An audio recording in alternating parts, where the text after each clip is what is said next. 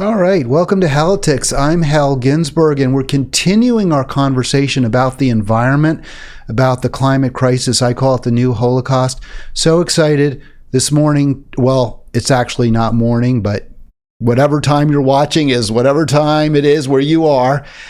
So excited to have Jomar Lloyd with us from Food and Water Watch. And Jomar, we were talking off the air, but I really like your group a lot. I usually don't center organizations as much as activity, individuals, and just stories, news events. But I feel like Food and Water Watch has been so supportive of what I've been trying to do in my life, and your mission is 100% with me. So thanks for joining me, and tell us a little bit about Food and Water Watch. Hi. Well, first of all, thank you for having me on. I really appreciate it. I've worked with you on a few campaigns throughout the past year. You've been a great help, so I definitely appreciate it. Food and Water Watch was started in 2005. Our founder, Winona Halter, wanted an organization that was more progressive than other environmental groups at the time. This actually was her reason for leaving the group that she was with. And she also wanted something that would focus a little bit more on strategic organizing. And what we mean by strategic organizing is we don't just lobby or advocate on other folks' behalves, but we really want folks to get involved and engage themselves. So this requires us to go out into the community, getting folks to take action in a number of different ways, and just kind of get folks fighting for themselves. So we deal with a number of issues ranging from climate and environment to fighting for clean public water for all, and cleaning up our food system, which involves the fight against factory farms. As Merlin organizer, I've mostly worked on the first two goals, which we'll talk about a little bit more today. So Jomar, tell us how you like doing this work. It's just been about a year now, and in organizing, that can be a lifetime. I mean, you get thrown right into it. You don't get any real chance to orientate. How's it been? It's been great. So this is my first year really working as an organizer, but I have been doing this work for a while now. I started out with Clean Water Action, who you might also be familiar with. When I was in college, canvassing. So I canvassed in Baltimore, dealing with water issues and trash incineration for about a year, and I really loved it. I really like to get out, talk to folks, see how folks feel about things that are going on, and help them get involved.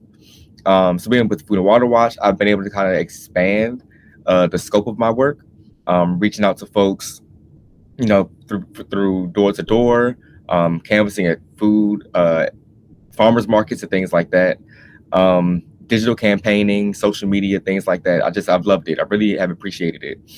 I feel like I've learned a lot about what it means to be an organizer while I've been here. And yeah, I'm looking forward to another year with Food and Water Watch. So I put up on the screen, you mentioned your goals at the goals of the organization, and it's really intersectional.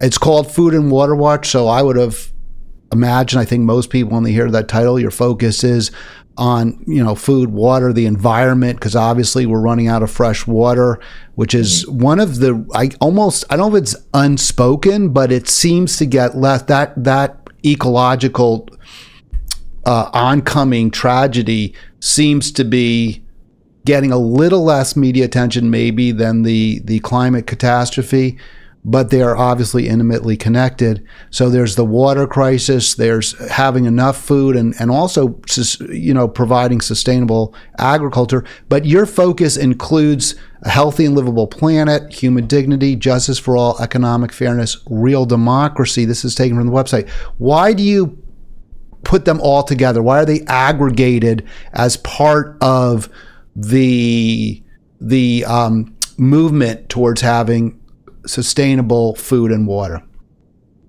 Yeah, of course. We really believe that all of these things are interconnected, and a lot of the issues that we deal with are connected in one way or another. So just for example, our fight against factory farms and the pollution that they create. A lot of the pollution they create comes from their use of fertilizer, phosphorus runoff into the water system, which creates a lot of pollution. This creates, dirty, polluted water.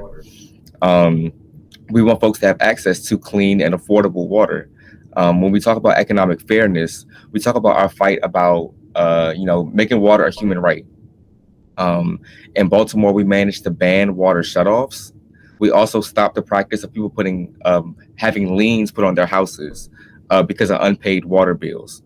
So, in our fight for clean access to water, we have to think about economic fairness and things, of that matter.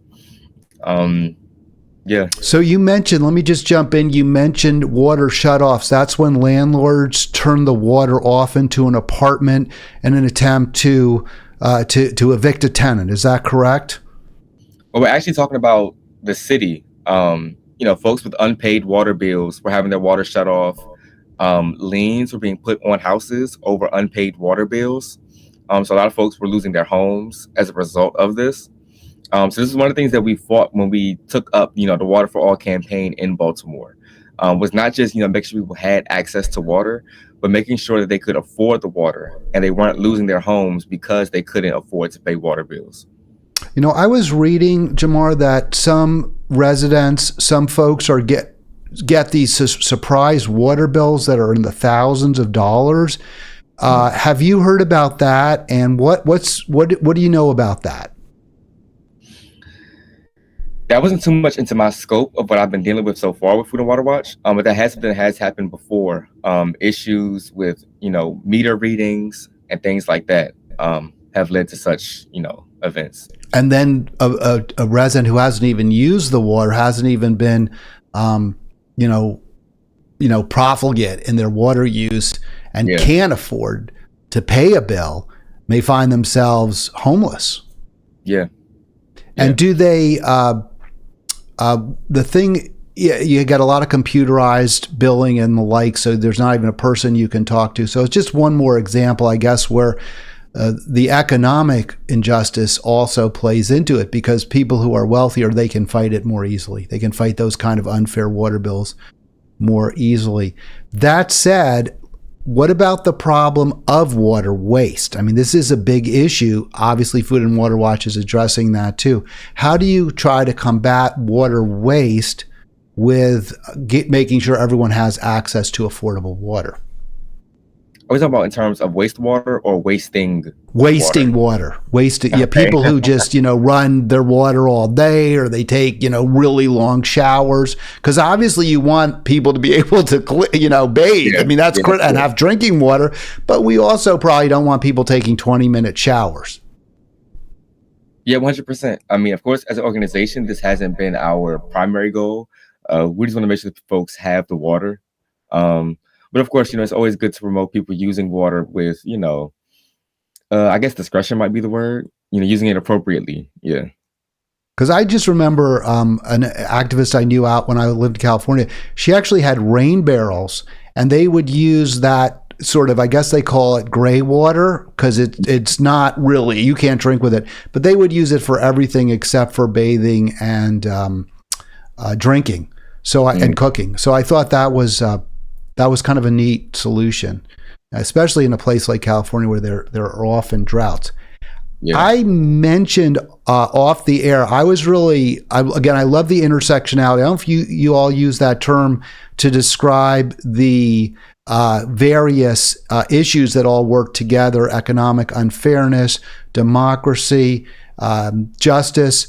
But it really reminds me of what a woman named Winnie and I'm going to get her name wrong, Byanyima, said about the climate crisis. She was with Oxfam International, and she's a very well-known activist. I want to get her quote up here if I can. It sounds like this is exactly where Food and Water Watch is, that really, if we're going to address it, we have to also address power and inequality imbalances.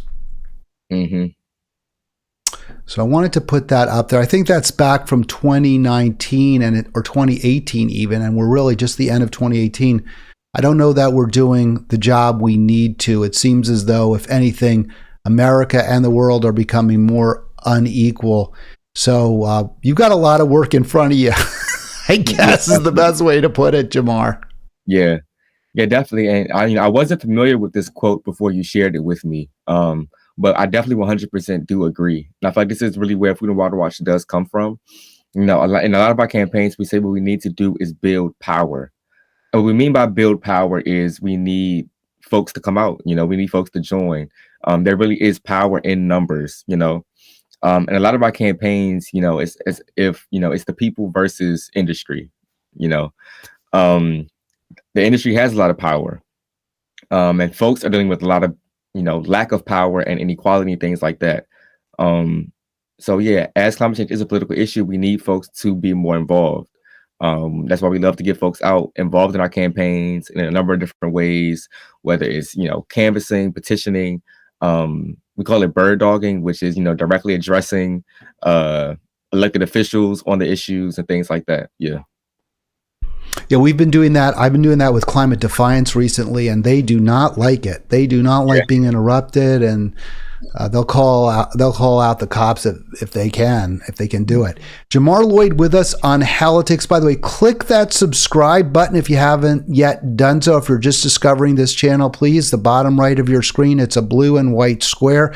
Click like if you like the video. Hey, click it even if you don't. What the heck? Throw me a bone here. Jomar, you can reach out to him and the organization foodandwaterwatch.org. We also put his email address. He's happy for you to reach out to him. His focus is Maryland. That's why I've got the MD up on the screen there next to Food and Water Watch. But you can also reach out to him if you're anywhere and you want to get involved. And really, this is a great organization. Do want a quick shout out to Lily Hawkins. I think they do a really nice job, Jomar, with their staffing because she was great. She was always supportive of what I was doing at Our Evolution, and I always wanted to give her the same support. When you took over, that continued that same dynamic where you were always great about keeping me in communication. And I hope the new folks at OR who have kind of taken over from me are doing so. But it's tough. And that's why I really also want to platform Food and Water Watch, because you guys have your stuff together and you're doing really, really important work. I'm most familiar with it in Maryland. We're going to get to Maryland specific work in a moment, the water task force that y'all are working on in Baltimore. But you also, Jomar, wanted to talk about what is it? Carbon capture, which I've heard about even from some activists who I always thought they should really know a little bit better about what, whether this is a real thing. So let's focus for a moment now on something Food and Water Watch is working on, and that is, I guess, exposing, if that's fair, the carbon capture scam. So tell us about it. So yeah, carbon capture is something that we have been looking at here in Maryland, but also just nationally in our fight for 100% renewable energy. As you know, here in Maryland for a while, we've had a hard time with defining what is and isn't renewable energy. As you know, when I first kind of met you, we were dealing with the Reclaim Rec Coalition and trying to get subsidies taken away from trash incineration, biogas, and biomass, which were being subsidized as if they were clean and renewable energy. Now we have carbon capture, which is kind of this unproven technology that claims to be renewable. They claim that it captures carbon dioxide, mostly from smokestacks, and they claim that it neutralizes the effect on the environment. In reality, most of the carbon that is captured is pumped back into oil wells to help get more fossil fuels, which can then, continue to be burned in a way. So yeah, we do call it a greenwashing scam. We do believe that it is, if anything, a lifeline to the fossil fuel industry, which we also have been fighting, tooth and nail against, both here in Maryland and, nationwide. And trying to, retire fossil fuel plants and just, get off of these dirty, polluting energy sources. So that's interesting because I had thought, and maybe you can explain this difference too, that carbon capture was sort of the same thing as sequestration. Are they different? Sequestration, I guess, is where it's injected into the ground somehow. The CO2 or the carbon is injected underground. So yeah, same thing. So when we say CCS, we mean carbon capture and storage or sequestration. Storage, sequestration are similar, pretty much the same thing. They've kind of talked about, being able to store carbon underground. This will require building the infrastructure to do so. However, there's also the fear of, ruptures in these containment units. Carbon capture will also require, millions of dollars towards putting together the infrastructure to transport the gas. In similar ways to how, fossil fuels are transported via pipelines now, currently. They raise the same risk of rupture. As we know, carbon dioxide is highly toxic, very, very toxic. In 2020, a pipeline in Mississippi actually ruptured, and it sent dozens of people to the hospital with quote unquote zombie-like symptoms, like nausea, disorientation, and being unresponsive. So yeah, carbon capture and storage, it's the same thing. Just another lifeline for the fossil fuel industry is how we typically word it. Yeah. They have done so much damage, right? I mean, like I said, I call this the new Holocaust, what's happening to the planet.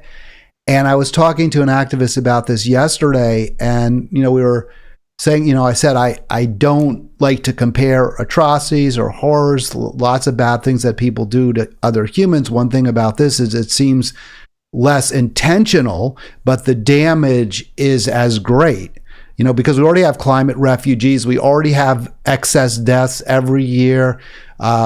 Kids, people from vulnerable frontline communities, less wealthy people, people of color, BIPOC, which includes people of color, but other, indigenous communities are all suffering disproportionately. He responded that the executives of the fossil fuel companies, they know what they're doing.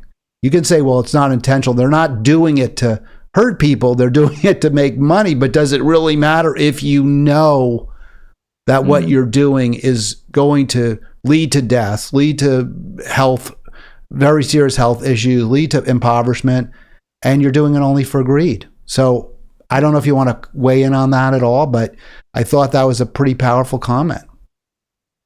Yeah, I definitely do agree with you on that comment. It's an issue of putting profits before people, really, which is something we have definitely been fighting tooth and nail against. As we know, fossil fuels have been a hot topic for years, decades, a long time before I came into this work. And so as they kind of attempt now to greenwash fossil fuels to make it seem as if, you can burn these finite resources and create a renewable energy source, we see again that they're not really scared to try and scam, and to put forth these marketing ploys to keep the fossil fuel industry alive, despite, all the negative effects that come out of it. So you've used that term several times, keep the industry alive. Is the industry actually in real danger of collapse at this point without these types of ploys and without, let me throw in there, subsidies and other ways that they receive government support and our taxpayer dollars? We do believe so. In regards to the fossil fuel industry, when we talk about things like trash incineration here in Maryland, a lot of the subsidies, a lot of the public taxpayer money, that is being poured into these industries is what is keeping them afloat. As we've seen more people call for clean energy and renewable energy, I feel like that's why it was so important for the fossil fuel industry to try to pivot itself, to try and create this technology. Therefore, they could claim to be renewable. Of course, we don't see it as renewable. They're still burning finite resources. They are still releasing methane and carbon dioxide and other greenhouse gases. We don't think if they weren't scared, they wouldn't be trying to convince us of this. So you mentioned methane, and we talked about natural gas. I know that there's a pipeline that was green-lighted by the Biden administration, actually pushed it through kind of as, I guess, a favor to Senator Joe Manchin, the Mountain Valley Pipeline that carries natural gas. And I was discussing that with with a caller or a guest, I can't remember exactly, but we talked about methane, and natural gas is composed of methane, right? I mean, methane is a primary component of all natural gas. Does that fact mean that regardless of what the fuel industry says, this is not clean energy, this is not a bridge fuel, this is not something we should embrace on our way to sustainability. Yes, 100%. And I feel like that really is the argument we have been trying to make and push forward. No matter what you do with it, methane will still be methane. Carbon dioxide is still carbon dioxide. They are still greenhouse gases, and if they are getting out into the atmosphere, they are contributing to climate change. These are simply just the facts of, what they are and what they do.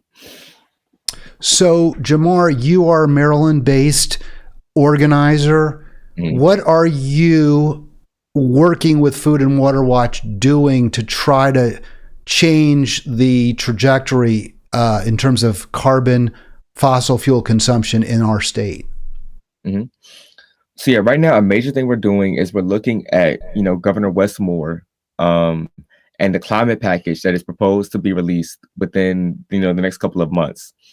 We do think more details about it will be coming out more recently than that. We do expect a major bill to come out for 2024.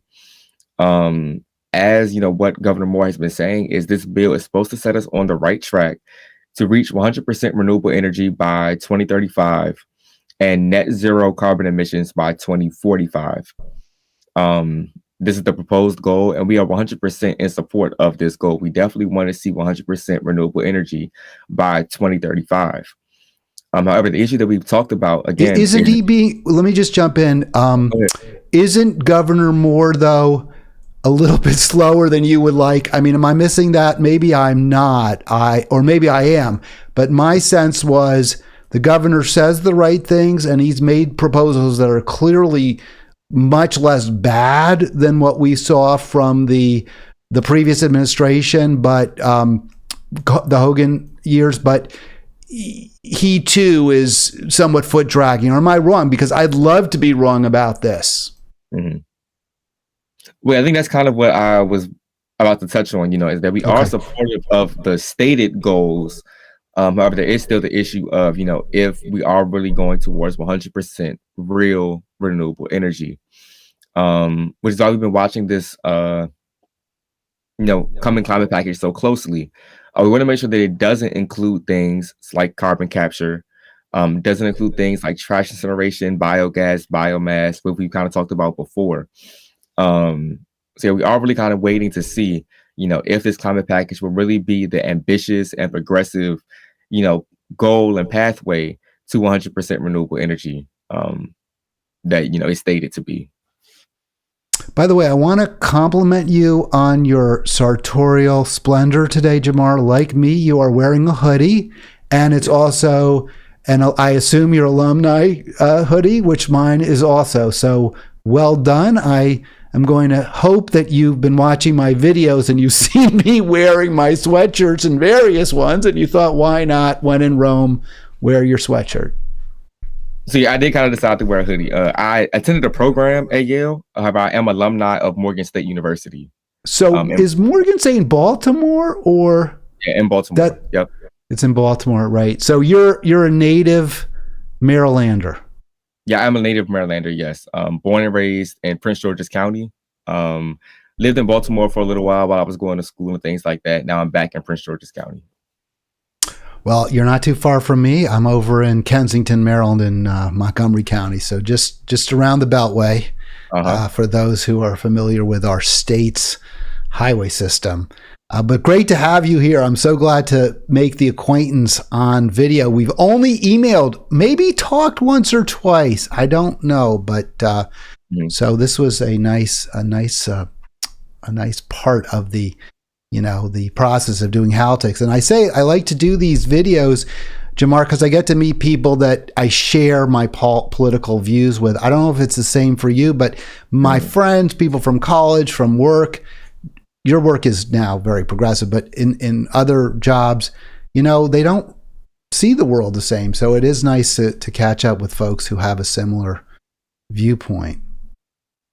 Do you get the sense that your college mates, because I actually had a reunion with a fraternity reunion over the weekend, and we have a lot to share, a lot in common, and politically they're Democrats, but I don't see them as having nearly the same priorities when it comes to the environment, quality, as I do. So it is good to talk to people like yourself. Is that a similar? Do you have a similar experience when you talk to your college friends in high school, or are they more like you in terms of politics? I do think a lot of my friends are a lot like me. I know there is the issue of, a lot of folks are very social justice oriented. However, the environment isn't everyone's kind of main concern. I think it should be. However, it isn't everyone's kind of main or primary goal.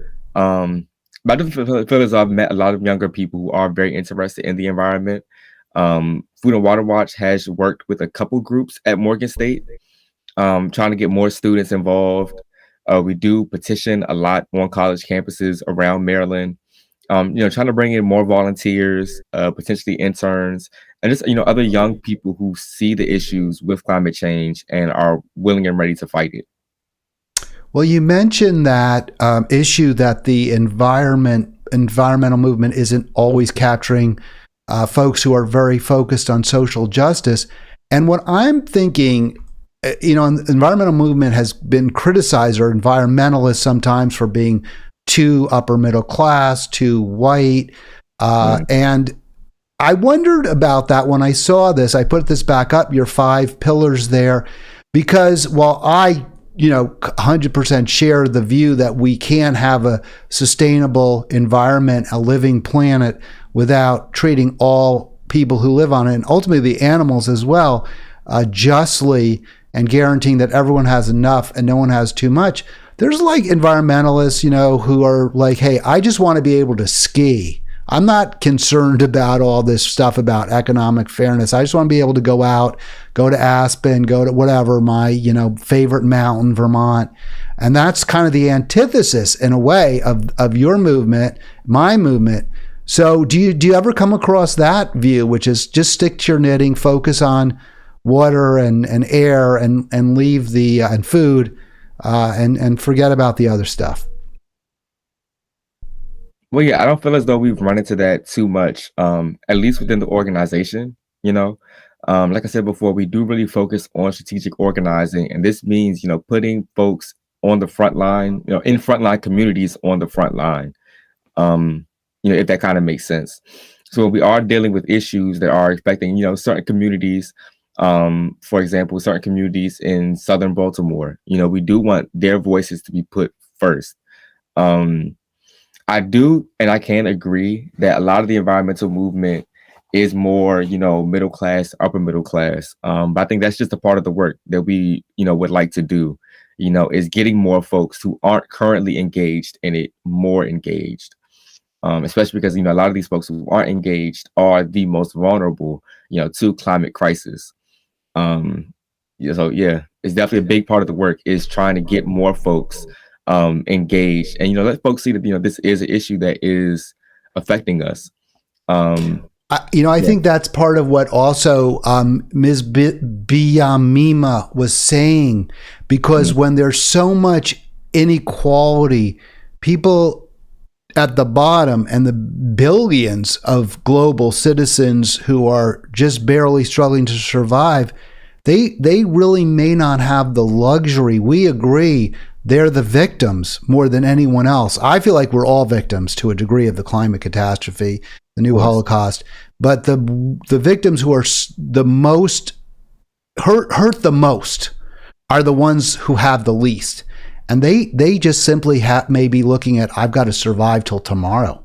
I've got to be able to get food and water for my family. I can't think beyond that. And I think even in our country, we have desperate need where people we see the homeless folk on the street and, people who are legitimately afraid that they may lose their home or that they won't be able to pay their medical bills, or it's a choice between, a healthy meal for their kids or paying for insulin. And when you're in that situation, I think you may know intellectually it's part of that problem is the environment, but you just can't, you just can't wrap your arms around something that big when you're trying just to survive. Yeah, 100%. I definitely am in agreement of that. And a lot of the times too, it's, a matter of, folks feel as though, it's like, what can I do? You know, I'm just a person. I'm just a person from Baltimore. I'm just, a single mother. I'm just, a father that's working to feed his kids. What can I really do to affect change and to create change? Which again, why I kind of return to, our focus on strategic organizing, trying to make folks feel as though, they do have a voice, because they do. And we really want folks to let their voice be heard. I tell people all the time when I'm out petitioning, every name, every signature means something. Every signature is one more that we have, one more person that we can say is in support of this, that wants to see change, happen.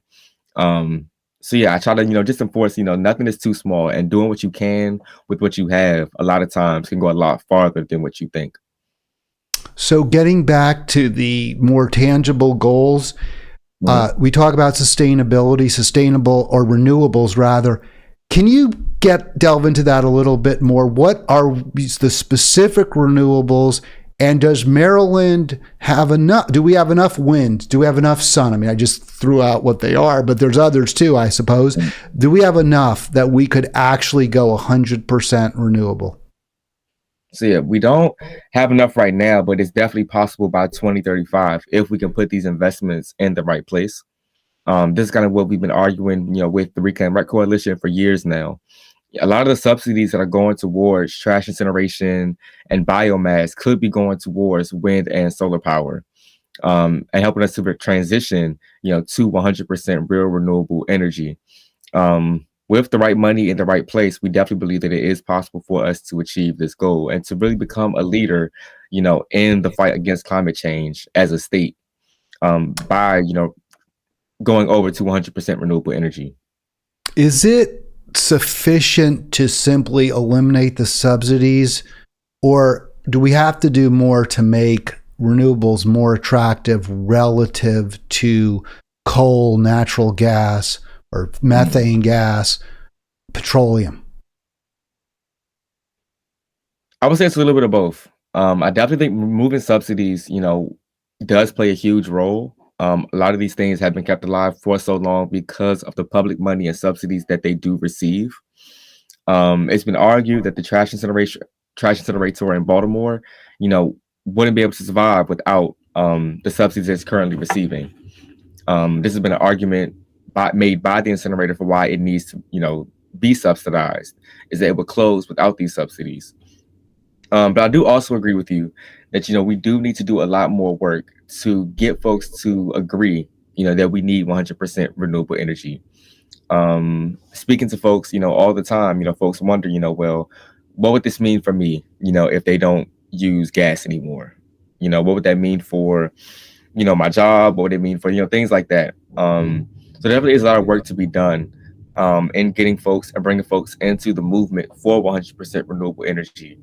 And making that argument for why we need it. And that means making that argument not just to, the politicians, or making that argument against the industry, but making that argument to people, and bringing folks into the movement. Yeah. So we're going to talk in a moment about the Baltimore Water Task Force and what Food and Water Watch is doing in Charm City to ensure that the water, as water is the distribution of water and the piping changes, that it's done in a way that centers the most vulnerable people in that community. But before we get there, I just wanted to say, and I got your ear, so I'm going to give you what I've been arguing for probably 15 years now, when I was doing radio in California and writing, and now in my live stream is, and you don't have to respond, but I am a huge proponent of a carbon tax. I really believe we need to make the price of fossil fuels much more expensive. I understand that for the folks that we're talking about, who are the least able to afford any changes in their life, that would sound incredibly daunting. My solution is to use the revenues that are collected by that tax and distribute those to poor, struggling, and working people. And when they have that money in their pocket, they will then be in a position to afford to buy what will become relatively less expensive renewable energy. So that is my solution. I don't know if you want to comment, just want to let it lie. That's up to you, Jomar, but I just want to give that to you because I know you've got some influence in high places, and you are in a high place there at Food and Water Watch. So if I've got your ear, I'm gonna give you that earful. I think I might let it lie for now, but I do appreciate you for thinking that, I am in a high place. Well, and don't forget to tell whoever you talk to when you go back to your office or you go back virtually to your office, because I've had this argument with just about everyone, and very few people, some economists like it, right? Economists do, but they view everything in dollars and cents terms. And I really want to focus on how to protect the vulnerable while at the same time very powerfully disincentivizing consumption of fossil fuels. Let's get to Baltimore. Let's go up there to go up 95 from where both of us live and see if I can get this. So that looks pretty good. Advocates urge new Baltimore Water Task Force Center. That's what I was saying before. Tell us about this, please, Jomar. Yeah. So in, I guess it was March of this year, legislation was passed to create the Baltimore Regional Water Governance Task Force. This is a task force which was, which came together to make a recommendation for a new governing body for Baltimore's water system. This means that pretty soon, control of Baltimore's water system might be taken away from Baltimore City and placed into the hands of a new authority. We've been watching it very closely from the very beginning. As you can see, this article was put out in July. We might have had a few more before that come out because we have been watching it very closely. And yeah, we have been urging them, since from the beginning, for equity and racial equity assessments. As we kind of talked about before, a lot of these issues disproportionately affect, Black, brown, and just poor people. So when we talk about things like, handing over our water and wastewater system to a new entity, we have to take into consideration how this is going to affect people and who it will affect the most. We do, and we have been very fearful that changing the governance of the water system could undo a lot of protections that we have fought very hard for in Baltimore. This includes the Baltimore, so the ban on water shutoffs in Baltimore, which is still in place. It also affects the affordability program, which helps folks to afford water, especially folks living, at or below the poverty line in Baltimore. All of this has been a big part of our fight to make public water, a right for all people. And big shout out to Mary Grant, who is with Food and Water Watch. She's a campaign director for Public Water for All, who's been doing amazing work on this for a while now. Yeah. All right, so we're talking to Jomar Lloyd. Let me just jump in real quick. He is with Food and Water Watch, organizer here in Maryland, and specifically this Baltimore Water Task Force, and they're looking at, I guess, change. It's going to be a new entity, but this I put that in red. I circled it that you want to make sure that it's publicly owned and operated. This has me really scared. I don't want to see what Tom Hartman and others call it the commons. I mean, water is a human right, just like healthcare is, or they certainly should be. Sadly, not everyone has them, but they should be human rights. And human rights should not be owned by for-profit corporations, in my view. And I think many others as well. So is this something that could happen? I know there has been a privatized water movement, and I know there are for-profit water companies. Those really scare me, Jomar. Yeah. And so this is where the task force has kind of been complicated. We've been calling for no privatization from the beginning. We have been assured by the task force many times that they do not seek to recommend privatization. However, there still is the issue of what happens once this new entity takes over.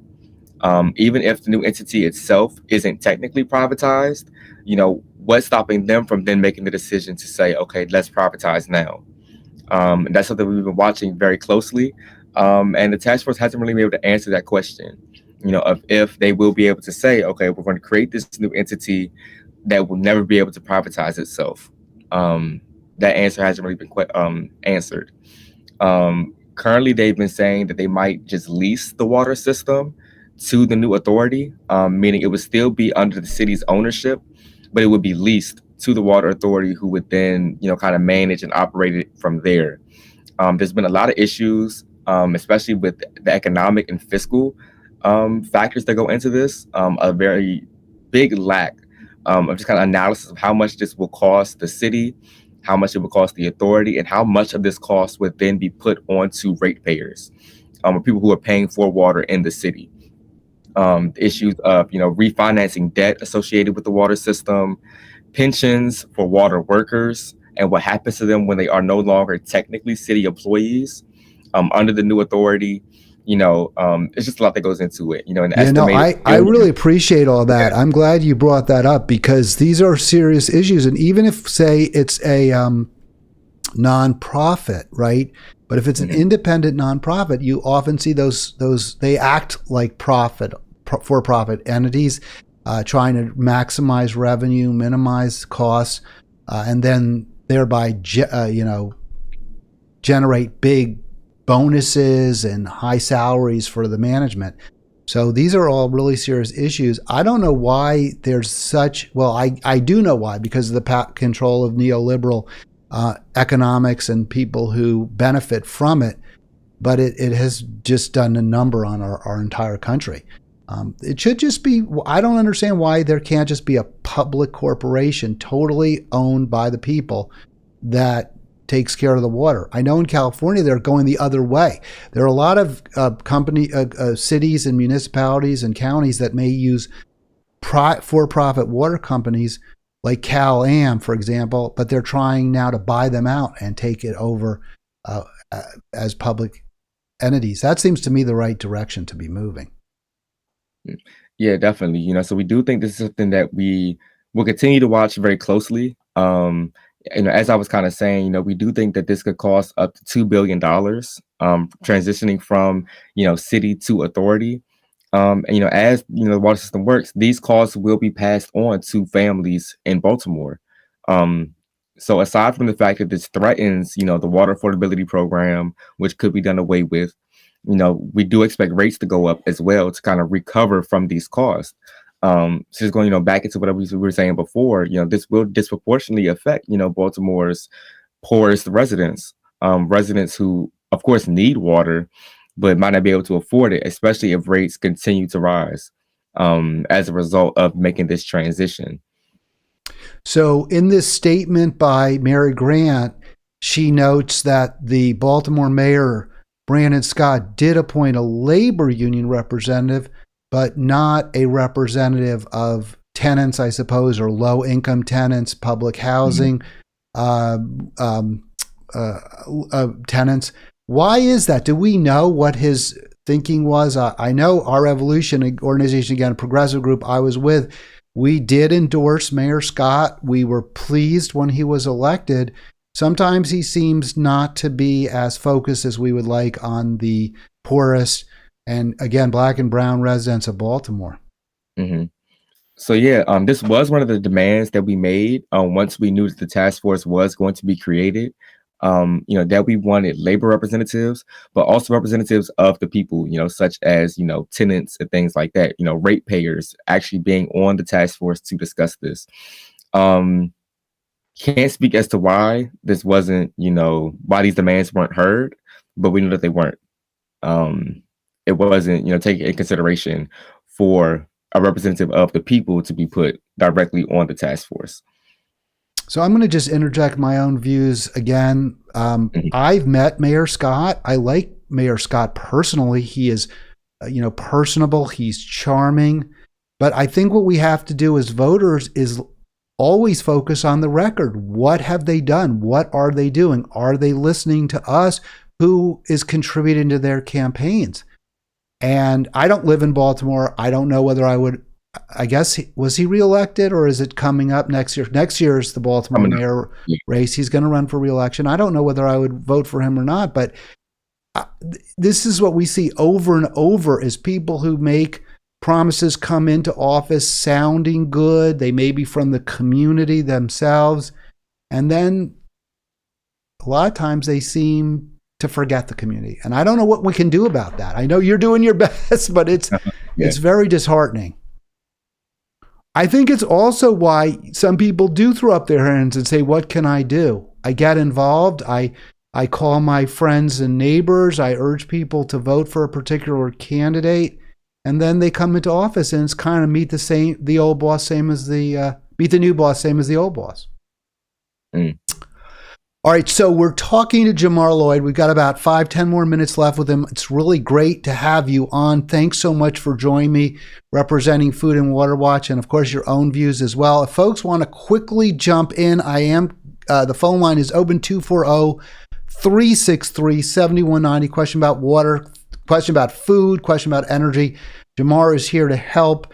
I just want to kind of segue from what I was saying about Mayor Scott to a more general question about politics.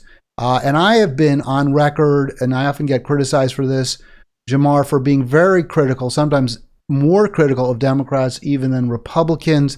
I wanted you just to weigh in, not endorsing anyone, but just talk a little bit about, if you can, this dynamic here. Obviously, I don't think anyone is surprised that Democrats are much more concerned than Republicans about climate change.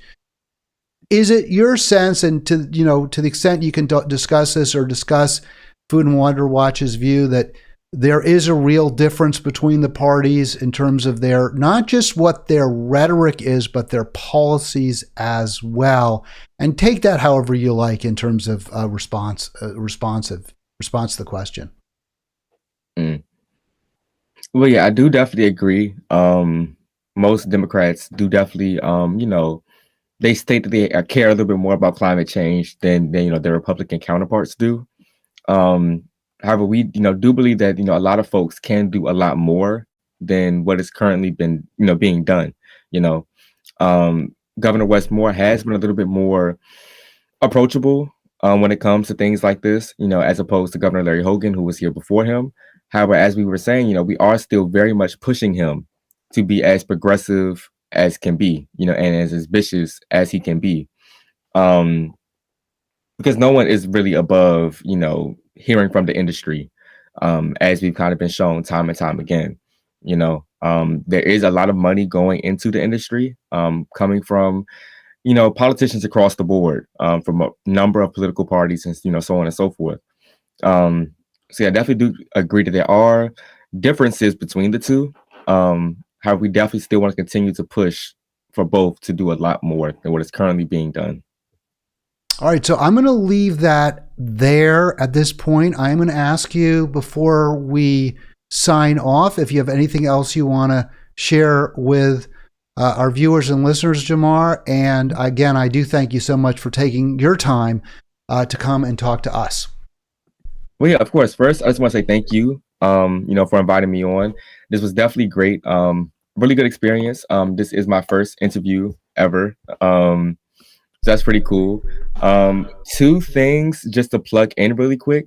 So the Baltimore Water Task Force will be meeting virtually tomorrow. This will be their first virtual meeting and the last meeting before a recommendation is made. They will be voting on a governance model to look a little bit deeper into.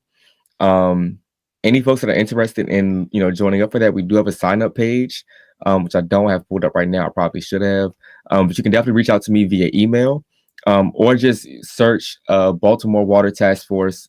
You'll see the page from the Baltimore County government that have all the information for joining that.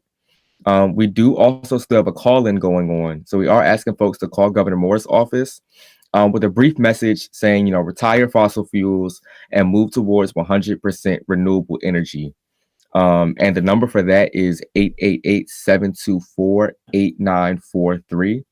I'm going to just let folks know, I'll put links and the information in the show description right after the call. And you can email those to me if you want, Jomar, and I'll just cut and paste them right in there. So folks don't need to remember the number, go back, because we'll put it all in there, including the information about the meeting for the task force. Yes, I'll share that with you, once we get off. But yeah, those were my last two kind of statements. Again, just thank you. I really appreciate the space and the time and the platform. All the work that you do here in Maryland. And yeah, keep up the good work. All right, man. Thank you so much. What a pleasure. Really an honor to speak with Jomar Lloyd from the Food and Water Watch organization, foodandwaterwatch.org. You can see his website, the website and the email address right there. So don't be shy. And again, we'll have all the links for you, how you can get involved in the show description, just in a few minutes after this show live stream ends.